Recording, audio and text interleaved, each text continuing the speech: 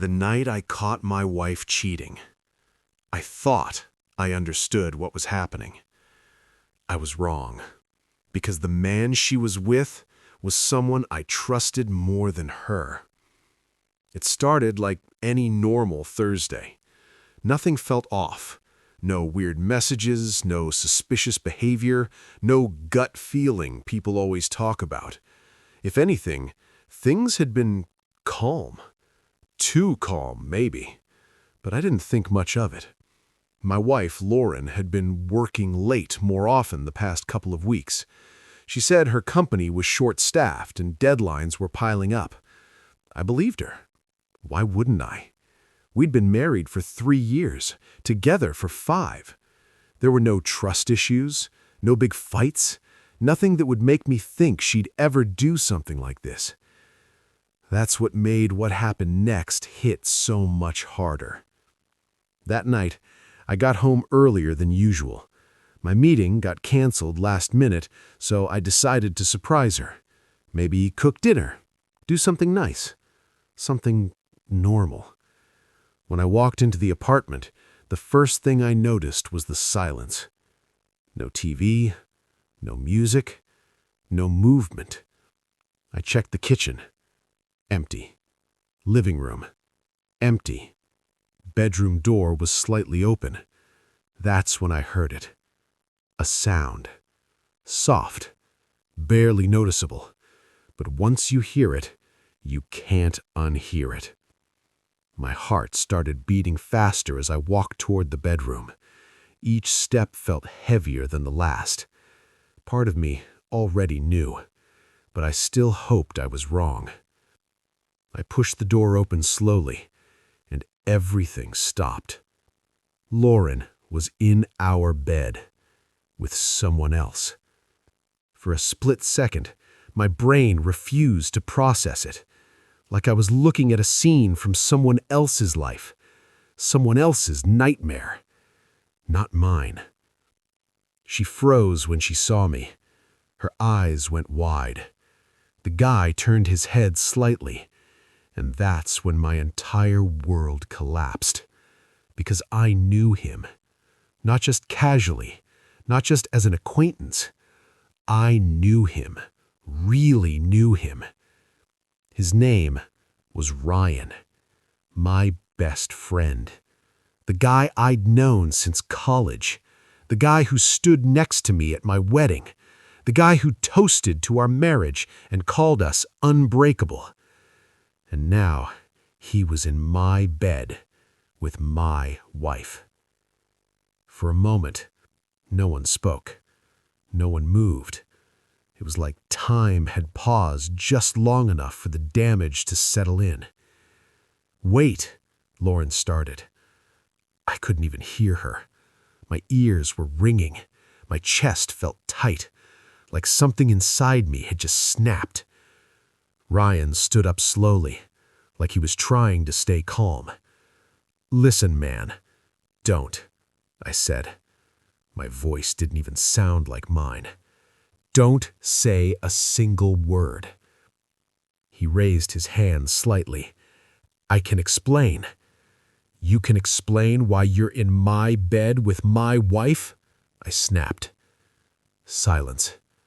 Lauren started crying. "I didn't mean for you to find out like this." That sentence hit harder than anything else. Not if I found out, when. So this wasn't a mistake. This wasn't sudden.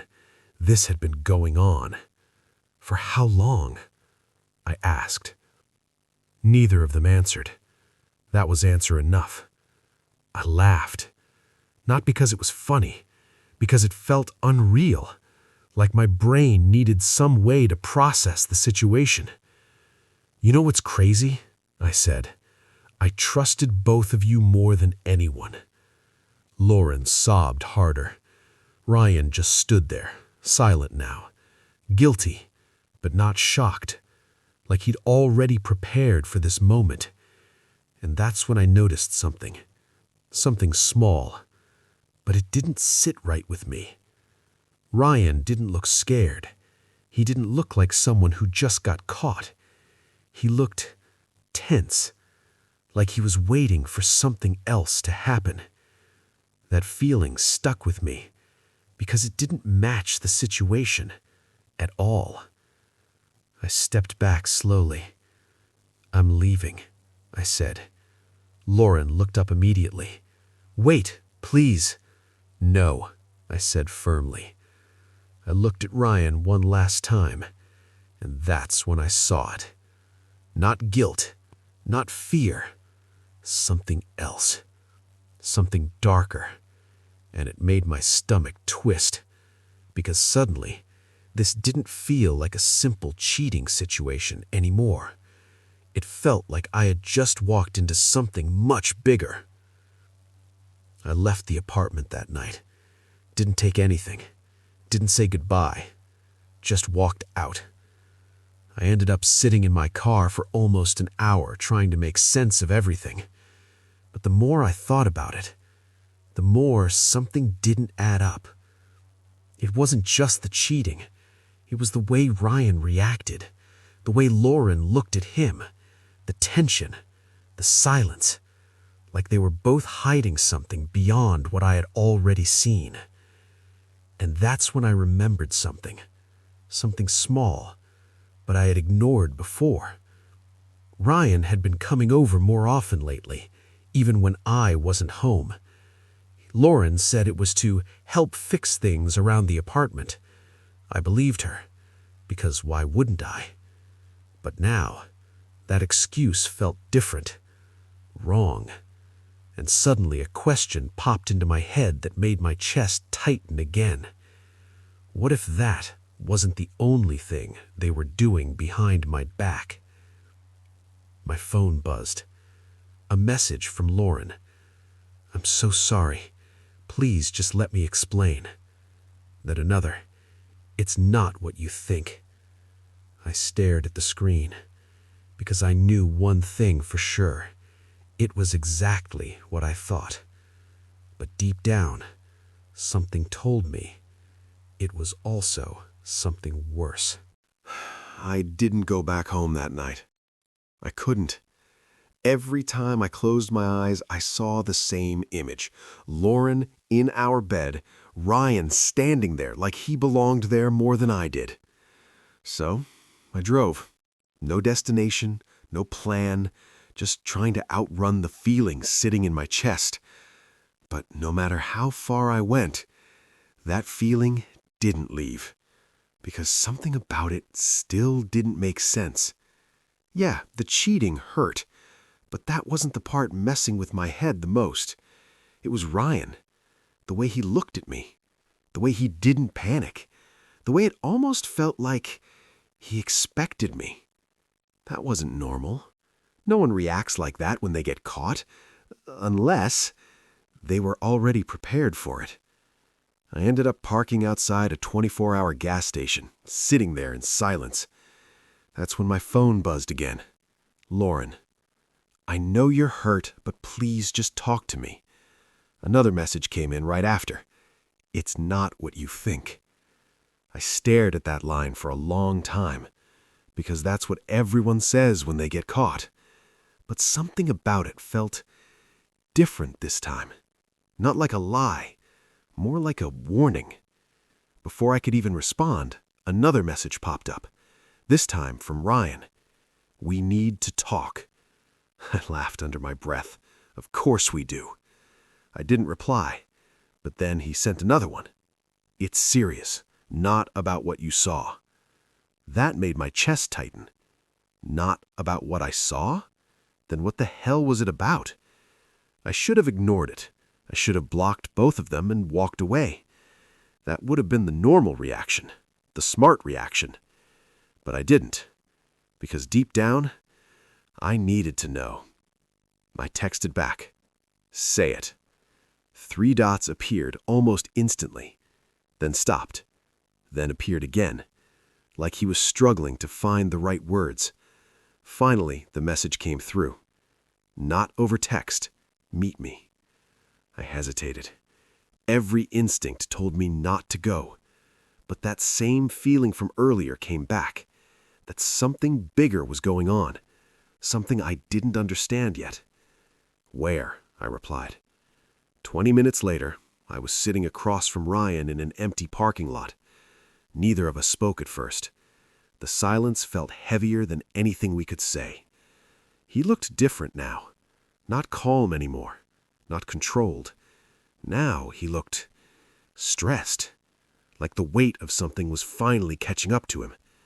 "You shouldn't have seen that," he said. I stared at him. "Yeah, I figured that much." "That's not what I meant," he said quickly. "Then what did you mean?" I snapped.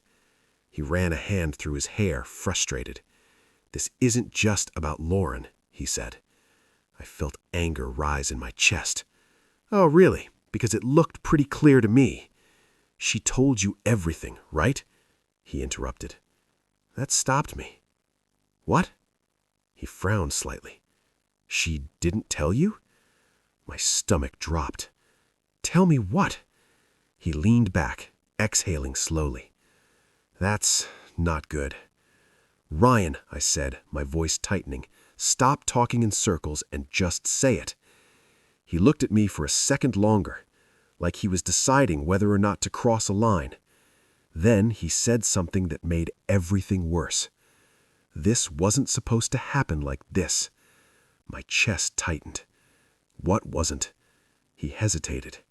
Then, "She didn't want you to find out this way." My heart started pounding again. "Find out what?" I demanded. He looked away for a second, and that's when I knew. Whatever he was about to say, I wasn't ready for it. "She's been planning to leave you," he said quietly. I froze. "What?" "For months," he added. The words hit harder than I expected. Not just cheating. Leaving. "Why?" I asked. My voice sounded distant. "Because of you," he said. That didn't make sense. "What are you talking about?" He looked back at me, and this time there was no hesitation. "Because she's scared of you." The words didn't register at first. They just sat there. "Wrong. Completely wrong." "What?" I said again, almost laughing. But it didn't sound real. "She thinks you're not okay." My chest tightened. "Not okay how?"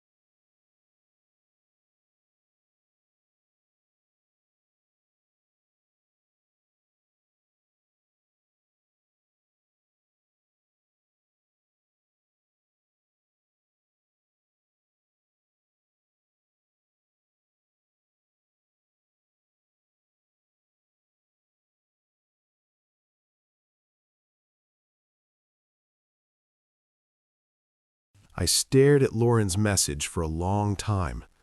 I think it's time you know the truth. My fingers hovered over the screen, but I didn't reply. Instead, I looked back at Ryan. 3 months ago, I said slowly. What happened? He exhaled like he'd been holding that breath for a while. This is why she didn't want you to find out like this, he said. Just say it, I snapped. He nodded slightly. 3 months ago, you weren't yourself. My chest tightened. That doesn't mean anything. It does, because it didn't start small. It started bad. Something in my stomach dropped. How bad? I asked. He hesitated. Then, you showed up at my place one night, he said, completely drunk. I frowned. I don't even drink that much. Exactly. That's why it was weird. A faint pressure started building in my head again. You were angry, he continued, but not normal angry. It was like you didn't recognize me. That didn't make sense. I would remember that, I said. No, he said quietly, you wouldn't. The way he said it made my chest tighten again. You started accusing Lauren of things, he went on, saying she was hiding something from you. I felt a flicker of something, a memory, blurry, loud voices, shouting. I wasn't wrong about that part, I said bitterly. Ryan shook his head. You weren't even making sense, he said. You kept repeating the same things over and over. The pressure in my head got stronger. Then what happened? I asked. He looked away for a second, then back at me. You hit me. Everything went silent. What? You hit me, he repeated, hard enough to knock me down. I felt like the air had been sucked out of my lungs.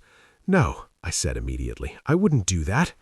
You did, he said, and then you just left. My hands started shaking. That's not possible. It is, he said, because it happened. I shook my head. No, I would remember that. You didn't even remember coming over, he replied. Silence. Heavy. Uncomfortable. And then another flash.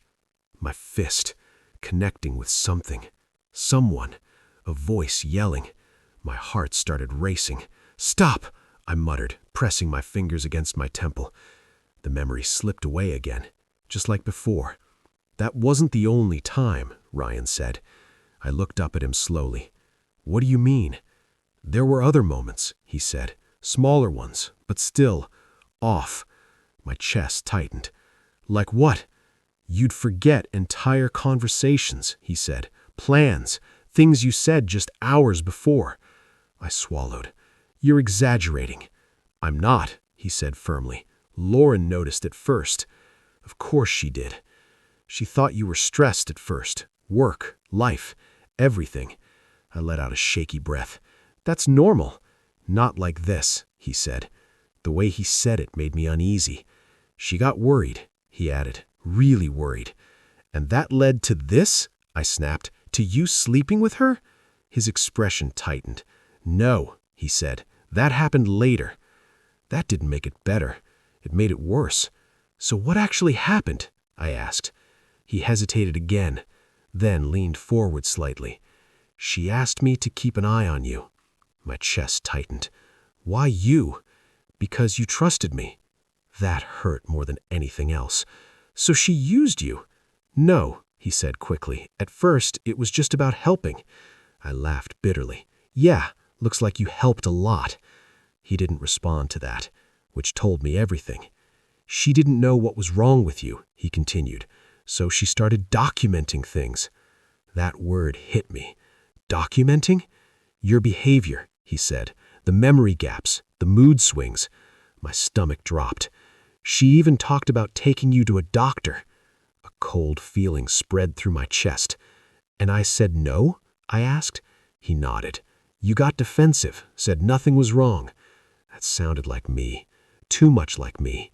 And then what? I asked. He went quiet. And I already knew.